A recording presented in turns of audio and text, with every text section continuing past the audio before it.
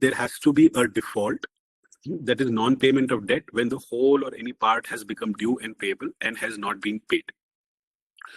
So another difference and distinction here, why debt and default have been defined separately, while obviously to keep the concept separate. But you'll notice, as you not probably in this section in this today's lecture, but as you deep dive more in the IBC, when the RP is required to take claims on board of creditors, he looks at outstanding debt. So even if the debt has not crystallized fully into a default as is defined under the code, he will still take those into account. Essentially, the idea being that whenever a resolution applicant is coming in, he has to be presented a full picture of the company as it stands today. Then the threshold, this is the minimum threshold which was earlier at 1 lakh rupees.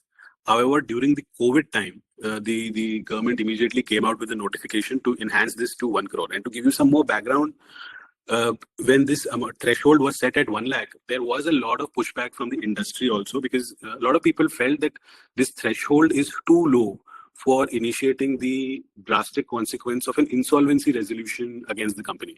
Now, obviously, the government's intent was to bring in fiscal discipline to a large extent, but we were finding that 1 lakh was often used as a bargaining chip for really the recovery of money, not really looking at insolvency resolution in any space.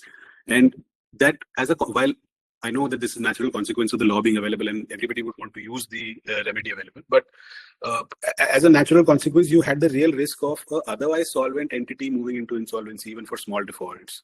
You had the real risk of overburdening the NCLT and NCLT system with the small numbers. So that's why I suppose, I'm not privy to the reasoning, but that's my guess, if I have to take one, why even after the COVID times, we have not reduced this 1 crore number to a lower limit. Even in the latest amendments, there is no talk of enhancing this 1 crore limit to a higher number, nor is there any speak of lowering the limit again.